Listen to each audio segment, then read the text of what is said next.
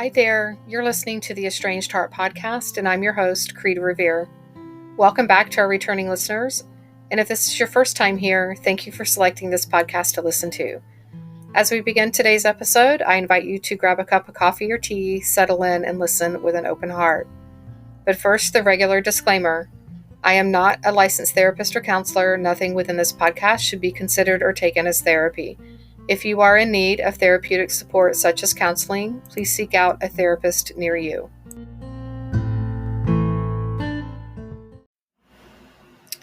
Hi there. As a reminder, myself and AC are on a break for the month of December from podcasting. So today's episode has been pre-recorded, and this one is a story of an estranged adult child, an estranged daughter. She did ask that I not use the recording of her voice, and instead I will be sharing her story on her behalf. So I hope that is okay with everyone, that it's not the actual adult child's speaking. And I think that's, I think it's important to recognize that's okay.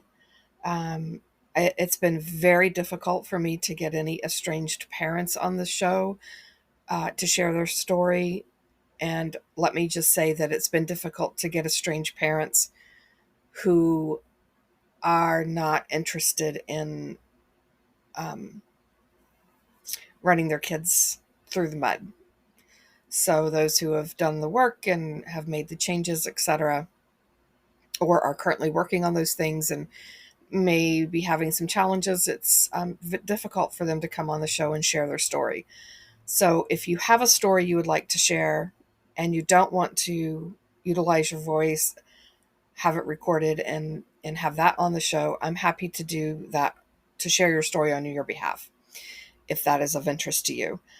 And that's what I've done here today to protect the identity of this particular adult child. And I'm happy to do that for any estranged parent as well. If you'd like more information on that, feel free to email me at theestrangedheart@gmail.com. Secondly, are you taking care of yourself during this holiday season? Are you allowing grace to exist for yourself? I'm forever telling my clients, please allow grace to exist, right? What about trying something new instead of forcing traditions that have, by default of the estrangement, changed things? I know of one estranged person who put up her Christmas tree this year, and instead of putting the traditional ornaments on, she went out and bought all new ornaments and I believe utilized a different color scheme for her. That worked well. Another one, instead of putting a Christmas tree inside, she put one outside. And so just making some small changes like that seems to have helped and been beneficial in their reducing a bit of sadness. There's sadness still exists. I'm not going to sugarcoat it and tell you it doesn't, because it does. But we can do things to help reduce the amount of sadness and still participate in the holiday season. So just some suggestions there. Before we dive into today's episode, I have two quotes. The first one is by teacher Tom. He says, "No one has ever accepted responsibility for anything while under duress. Sure, commands and threats can motivate us to do things, but that's a different thing. That's an aspect of self-preservation, the most primal form of selfishness. When we assume responsibilities, we do it of our own volition. We do it because it needs to be done, and we're capable of doing it. The most primal form of selflessness." Again, by teacher Tom.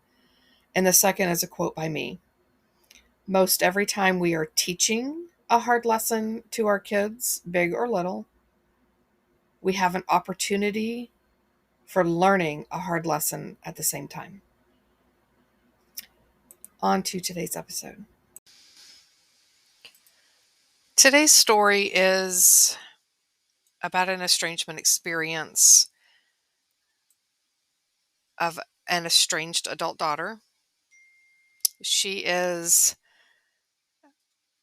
an older daughter. She has teenage children and is married and is trying to navigate an estrangement that came about without really any intent. In other words, she did not sit down and make a formal declaration of any kind to herself or to anyone else that she was going to be estranged. It was kind of an evolution and kind of something that her parents put into place. Although I'm sure her parents did not do so with an intent either. So it was an interesting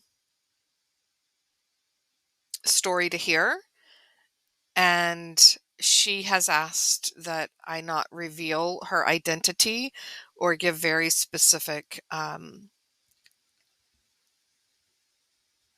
identifying information. So I will do my best to honor her story. I hope that you will listen as you would if she were telling her story herself, because I think that it's valuable and is important and is should be given the same amount of respect, and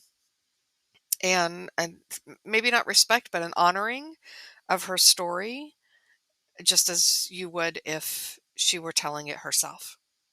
So again, this daughter is older. She has teenage children.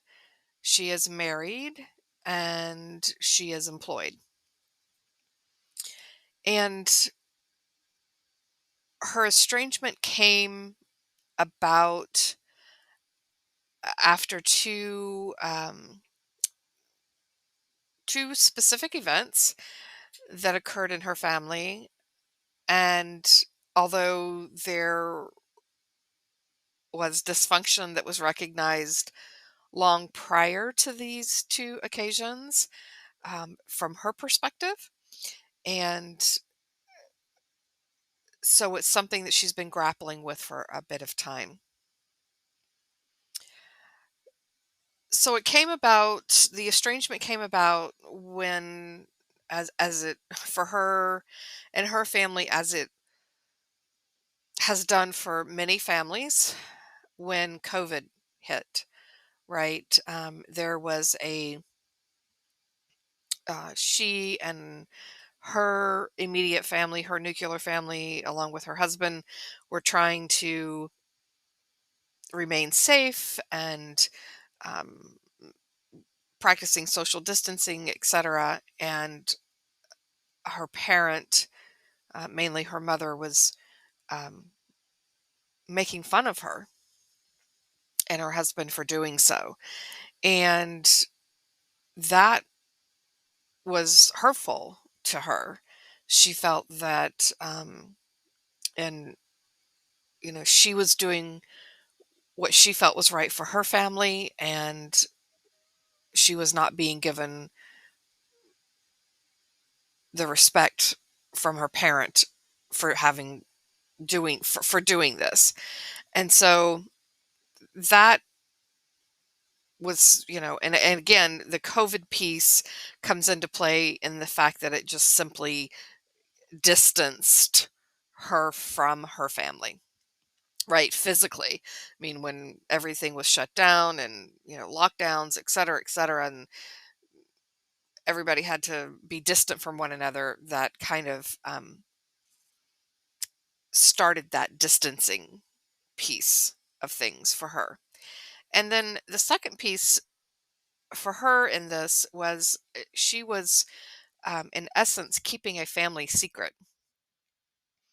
that was about her sibling. And the estranged adult daughter, learned of this secret from a coworker of her sibling. So the coworker comes up and says, "Hey, did you know so and so did such and such. And she was like, I had no idea. Right. And so, out of honoring her sister,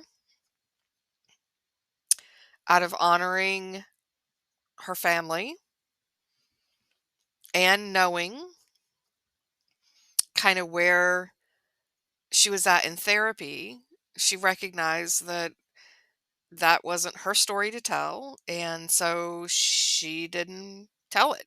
Right. She did not disclose to her sibling that she knew, and she didn't disclose the information to her parents, um, etc. So, she had this information but did not disclose it to anyone else that she did. Um, and then uh, it happened that the mother found out about this family secret when um, the daughter found the. Let me back up. The estranged daughter had an occasion to talk to her mom. I take all of this back. Rereading my notes. Excuse me for just a moment. The estranged daughter, before the estrangement occurred, shared with her mother in what she thought was going to be private, and that her mother was not going to say anything, that the adult daughter, knew of this family secret.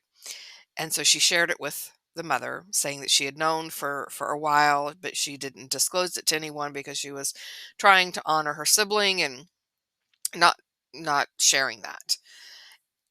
And so a few days later, her mother calls her back and basically um, blasts her and begins to tell her what a terrible person she is, that she's kept this information from everybody, to include the sibling, and how dare she do that, and why didn't she disclose it when she first found out about it, and that she was perpetuating secrets, etc. So um and then the sibling called and um was yelling at her, even though she was trying to protect the sibling. The sibling was yelling at her for having disclosed the information and not did not reveal it to her, that she knew, that she was aware. So all the way around, this estranged daughter has been lambasted for holding this information and then disclosing it to one person down the road, and didn't, without immediately revealing it. So when she told her sibling, um, that she was actually trying to protect the sibling by not talking about it, um, the sibling hung up on her, right? And this is a pattern in the family, is that when somebody says something that the other person doesn't like to hear, then there's a disconnect, a cutoff of, by phone. Which, if we want to look at the estrangement piece again, there is a cutoff of communication. So estrangement, most people think of estrangement being a physical cutoff, but there's also, when you refuse to have communication of any kind, that's an estrangement. So anyway, the sibling cuts her off and says, I'm not going to talk to you about this. And so no one's talking about it. And then weeks later, when there's been no further communication, the estranged daughters, again, this is technically before she's really estranged, or labels it as estrangement, the dad calls and says, what what is happening here? Oh, let me back up, because before dad calls, mom calls again and says, like, what now? Like, we haven't talked for a week or so or whatever. And what are you wanting me to do? You want me to apologize when you're the one who screwed up? And now remember, the estranged daughter is saying, I was trying to protect my sibling, trying to honor her by not sharing her story.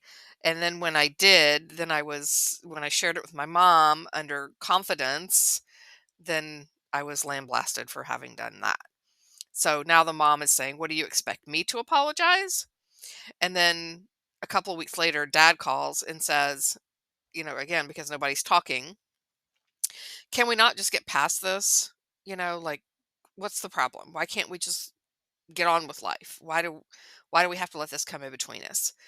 And the estranged daughter is like, oh my gosh, there's this dysfunction here, right? Can we talk about this and work our way through it and stop holding secrets and all of these things that are happening within our family?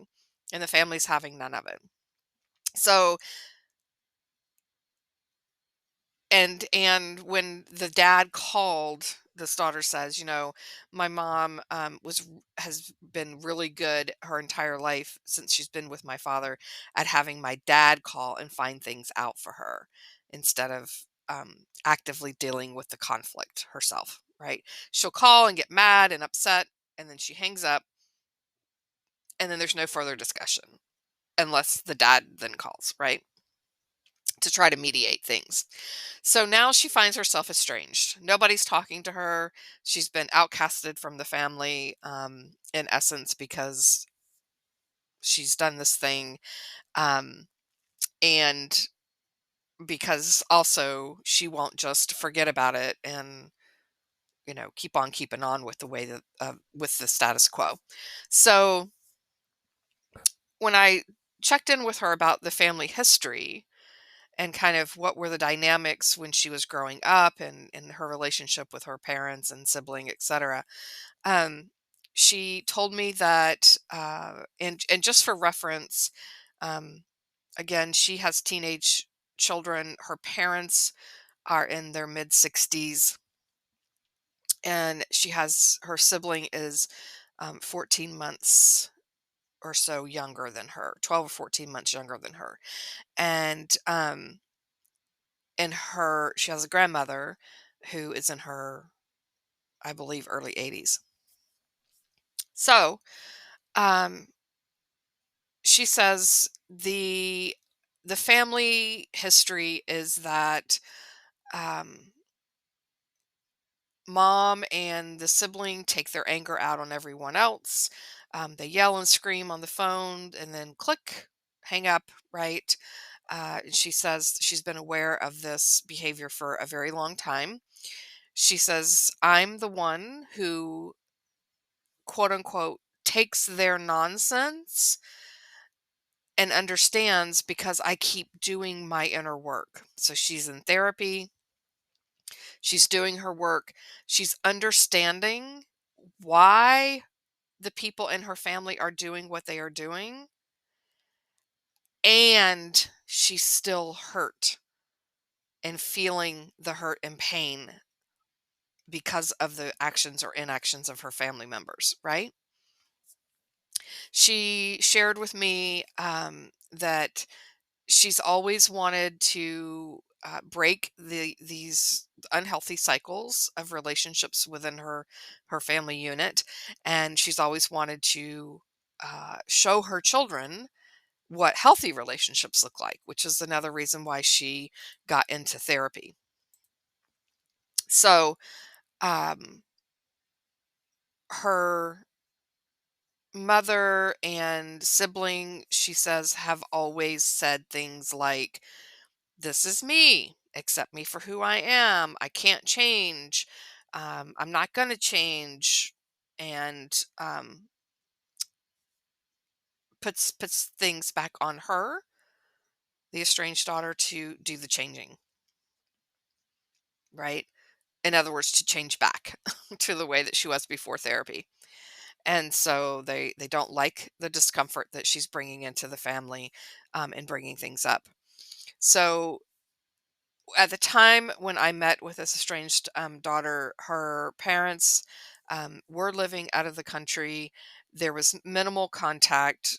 She kept the minimal contact with, birthday cards and, those very simplistic things along those lines. Um, and she talks too about having always had contact with her grandmother, and she was the one who reached out to her all the time. Um, and more recently, because of the relationship with her mother, now her grandmother says she doesn't want anything to do with her because of how she's quote unquote treating her mom.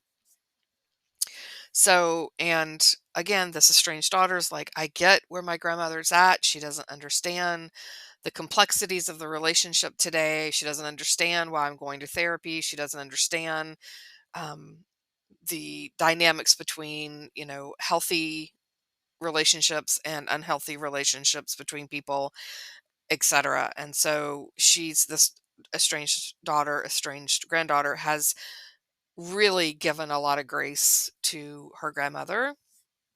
However, now her grandmother has cut off contact with her. So, when I got into her history when she was growing up, she advised that her dad had or was an alcoholic. He Both of her parents are immigrants from other countries, and that there was a lot of violence in her home. And she says drug and alcohol abuse and things that little people should never have been exposed to. She also advised that her mom used to talk to her about things that she really, understanding today, that her mom really should not have been talking to her about things that were of adult nature in nature, and she was sharing that with her daughter as a child. Um, when I asked the estranged daughter, I asked her, I said, so would you agree in that you have taken on the role of the family peacekeeper? She said, absolutely, without a shadow of a doubt. Um, she kept things secret from friends, from school, about what was going on at home, and, to keep the peace, to not rock the boat, etc. And she did that all of her life, again, until she got into therapy. And then things began to shift and change at that point. And it wasn't, and again, this is an older, so this is not a woman in her 20s. This is a woman in her probably late 30s. I did not ask her specific age, um, maybe even her early 40s. And so, she's lived some life, and she's understanding that she needs things to shift in her life for the better. And so she got herself into therapy, and now everybody in the family is pointing their finger at her as being the trouble child, because she's quote unquote rocking the boat now, where, before she was always the peacekeeper and helping people to get along, and, you know, not bringing things to everyone's attention, et cetera, et cetera. So, and, um, she recalls hearing her mom tell other people that, well, my kids turned out fine. And now, and this was a repetitive theme that came up in our conversation, was that her parents are of the mindset that, when the kids turn 18, your job as a parent is done. And that is a thing that, I mean, that's what I did.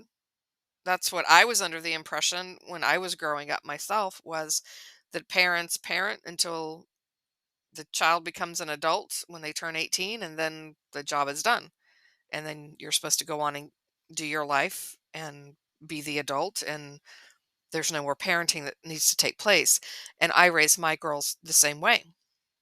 And so, and that's could not be further from the truth, right? And so she she struggles with that today as well.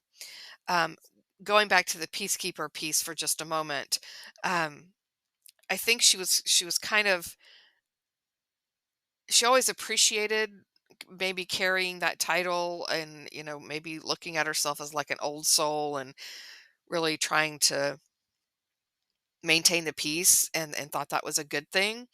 But she's learned through therapy that by doing her own inner work, she's learned that it's often not a good thing and is a way of actually self-sacrificing in order to survive emotionally. So again, something that she thought that was a good thing and was proud of, etc.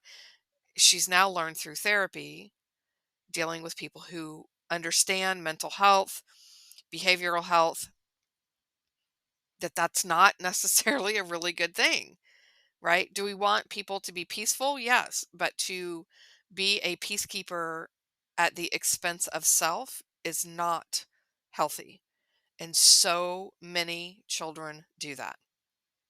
Okay.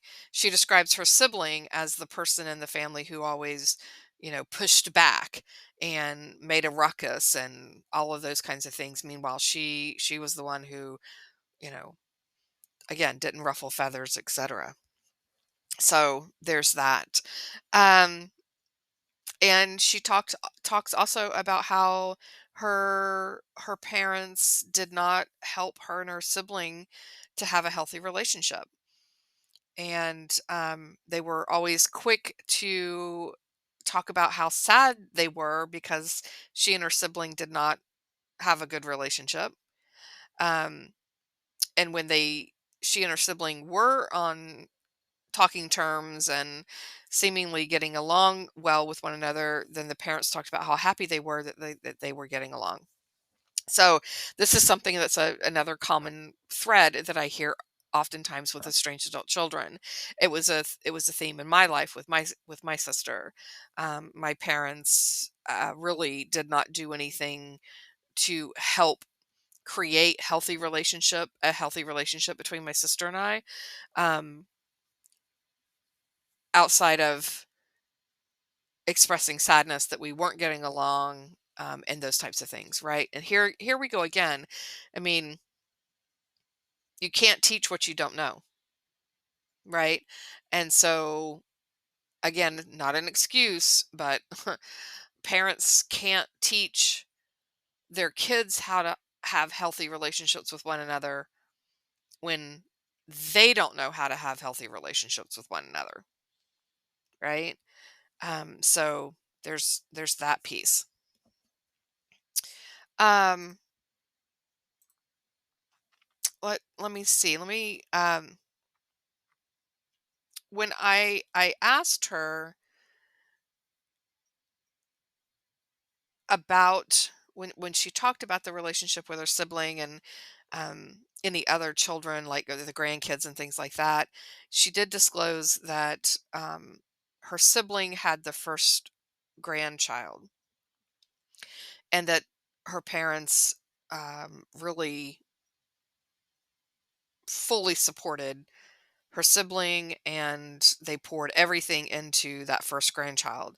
And then when her own children came along, she said it seemed to be less involvement. And when they were involved, it was much more superficial with her kids. She said it seemed to her that her parents were more self absorbed. Um, they were willing to do what was, their dutiful pieces of being grandparents. But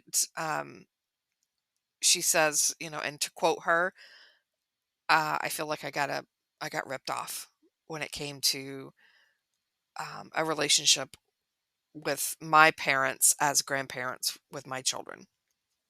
So I asked her, I said, you know, what, where is the line between not enough and too much? And she said that was a great question and she wasn't really sure about that. She said she most certainly did not want over involvement, but she also didn't want under involvement too. So, that's a question that I have for estranged adult children is if you are unclear about how much involvement you want from your parents and or grandparents for your children, how is the parent or grandparent supposed to know? Right? And I don't know that there's an answer. I don't know that there's a clear answer to that. Maybe it's a little muddied. Maybe you can gain some clarity on it with some therapy and some coaching and things around that when you can kind of sort out, okay, I know I don't want that.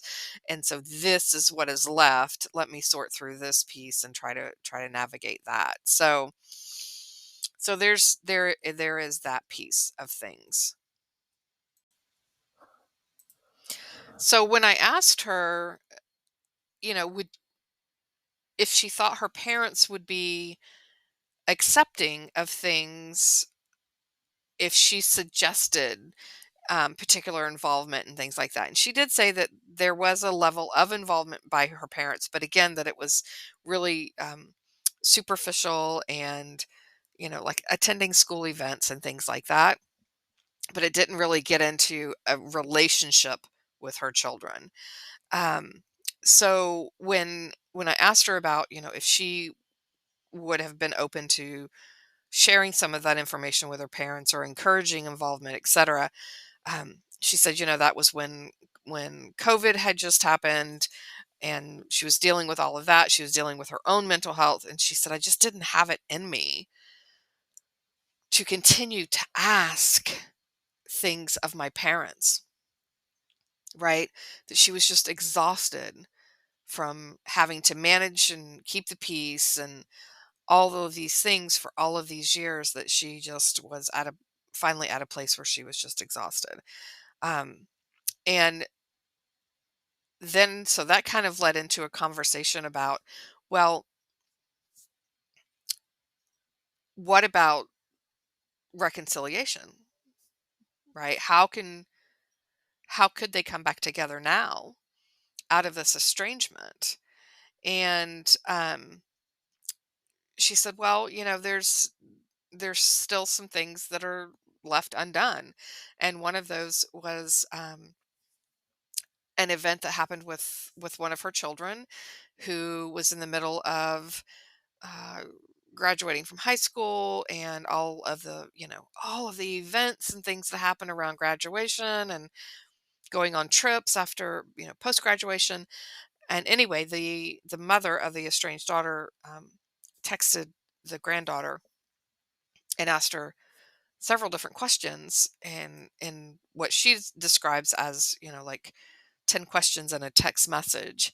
And the granddaughter didn't have time to sit down and answer all 10 questions at one time, etc., and was, flitting here and there, doing all the graduation stuff, and then ended up immediately going on this trip, and only to receive a very harsh email from the grandmother, indicating that if there was no answer to her 10 questions, that maybe she should just consider cutting her off from any graduation presents and things like that. So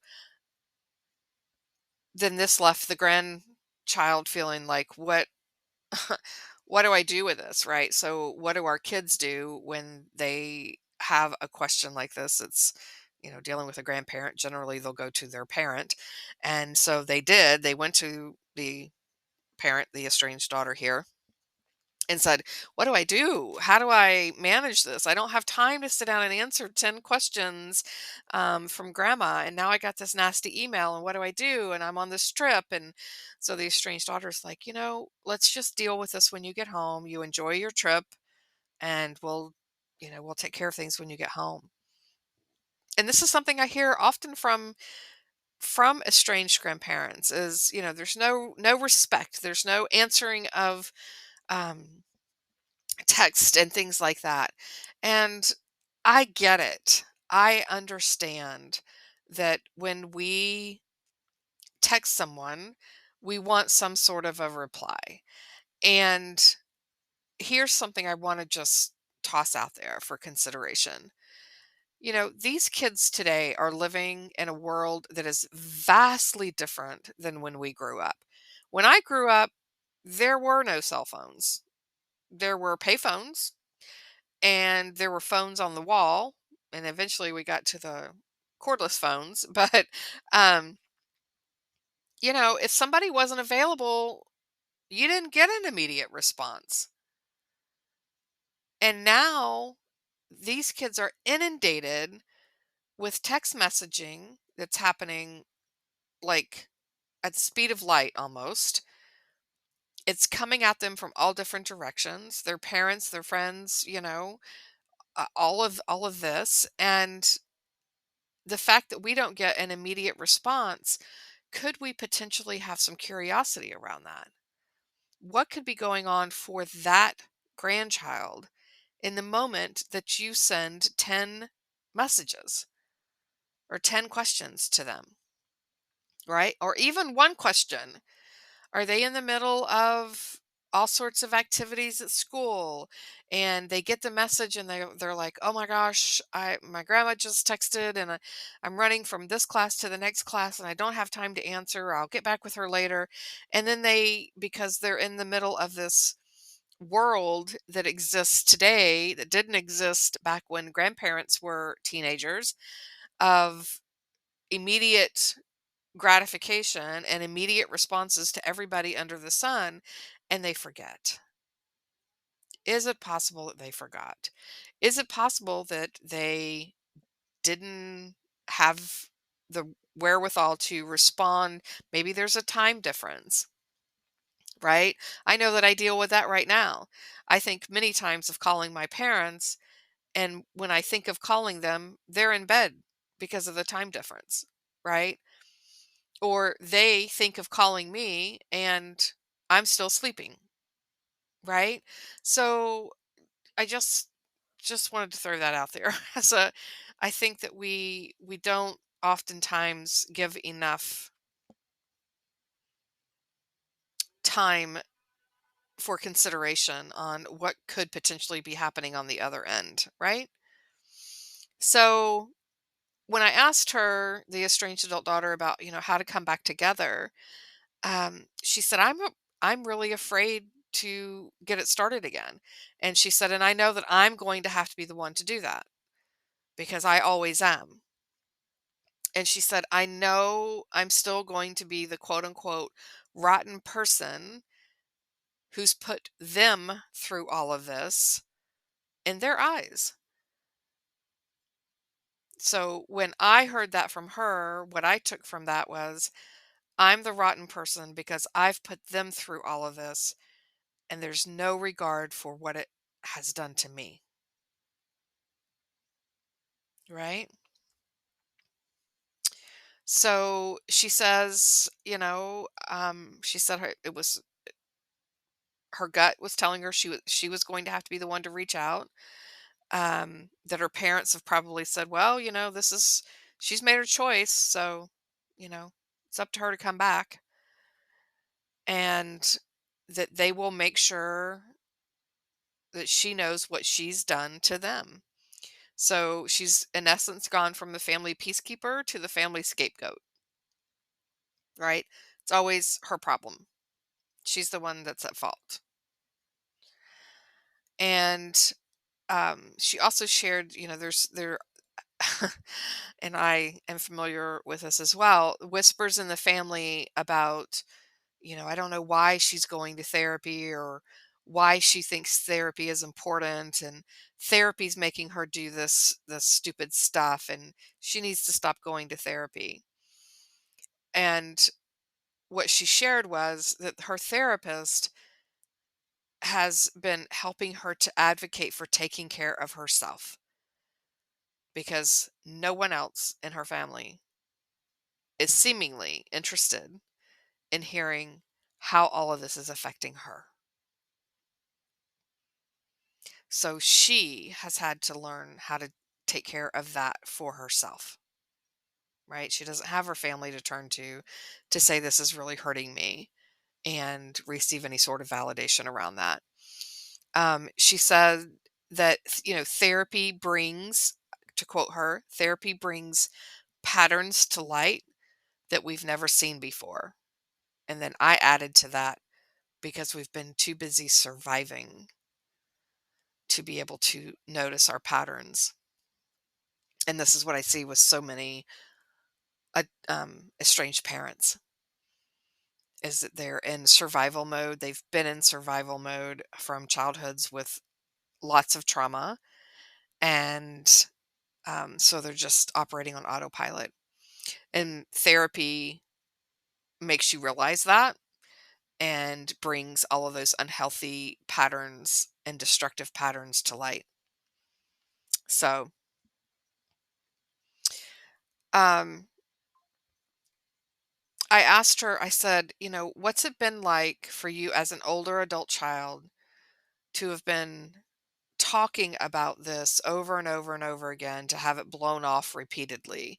So, all the times that she's tried to bring things up to the family, tried to address patterns and behaviors, etc.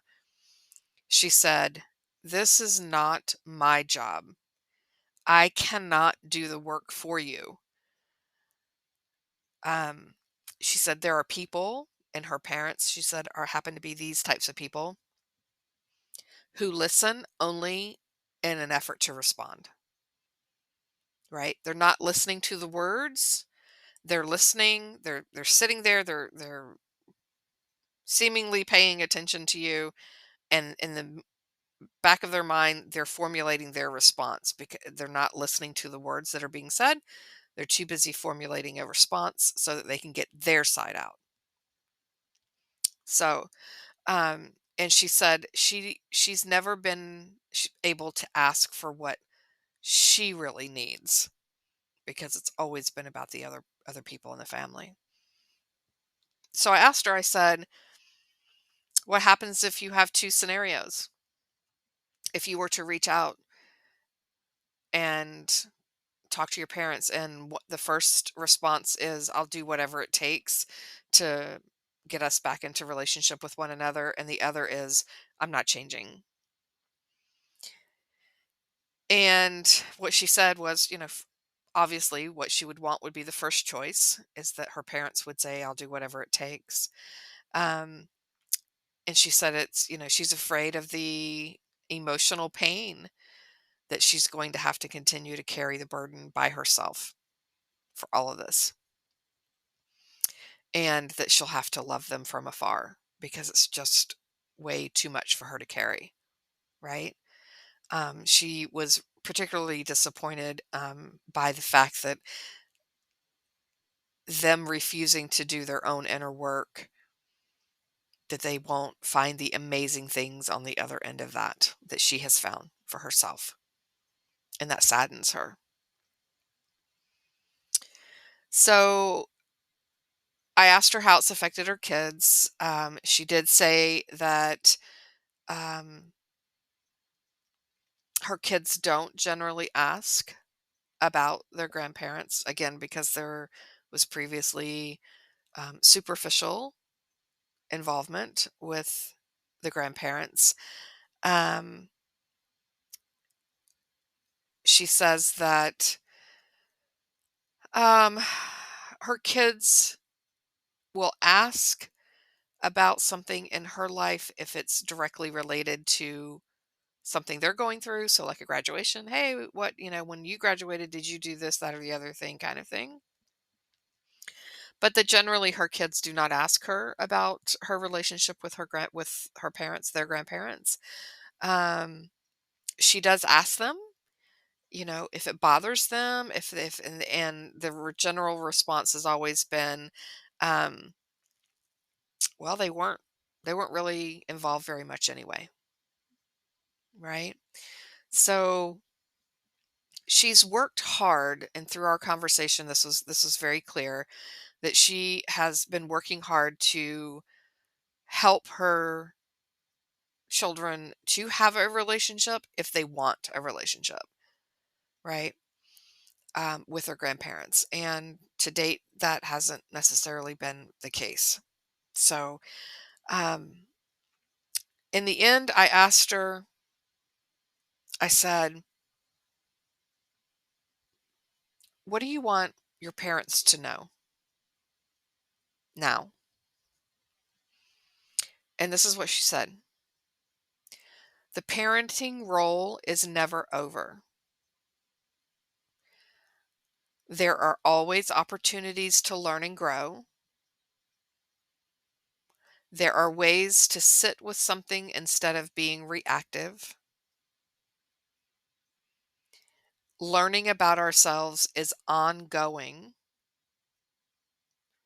I want to like you. I want to see you trying new things and growing and evolving. And that just touched my heart so much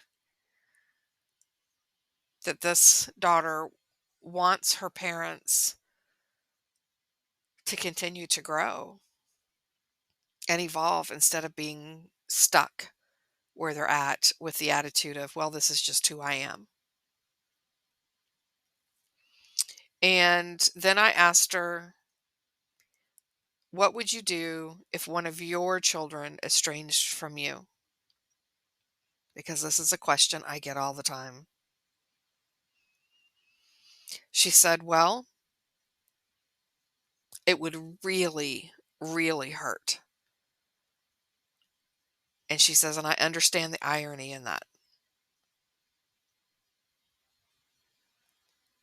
And I'm fairly confident that I would go through hell to give them what they needed from me.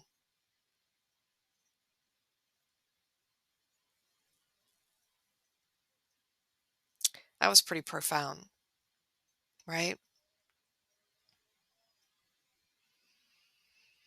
So, what I generally hear from adult children, and this adult daughter was really no different, is I need you to their parents. I need you to look at yourself for a minute. I need you to go to therapy. I need you to show up for me in this new way. And I, in this conversation, said to her, it's really not that difficult because we do show up differently with different people in our lives all the time. So when I hear parents say they can't do that, I always think to myself, but you do it on a daily basis anyway, right? You show up on the golf course differently than perhaps you show up in church, right? You show up at the family Christmas dinner differently than you show up with at work with a boss and coworkers. We do have the ability to show up differently for different people. So when our children are asking us, I need you to show up differently for me, and you say no, that is very informative for them. And most of them then say, so I'm not worth it.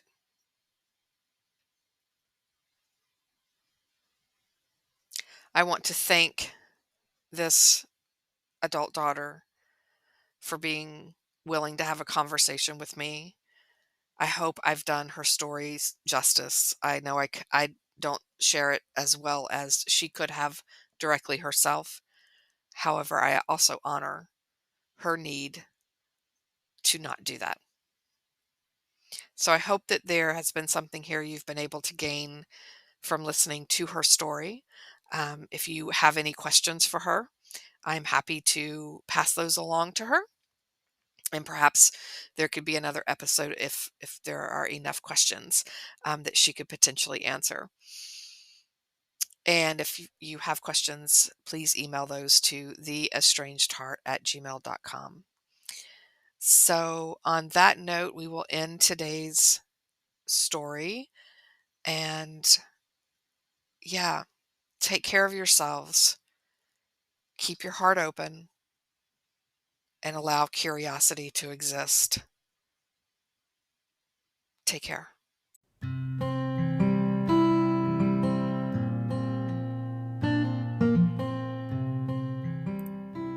this brings this episode to a close. I hope that this time together was time you feel well spent and that you are able to find some takeaway nuggets to help you on your journey, wherever you may be on your estrangement and reconciliation path. If you feel you've received something helpful or positive from this podcast, please consider following us, sharing this podcast with others, leaving a positive review, perhaps entertaining becoming a guest on our show, or following us on social media, on Instagram, Facebook, and TikTok under the same name, The Estranged Heart. As a reminder, there is an online support group on Facebook.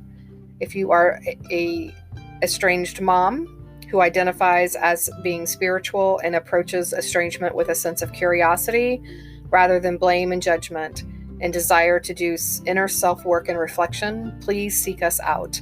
We can be found at facebook.com/estranged mothers support group.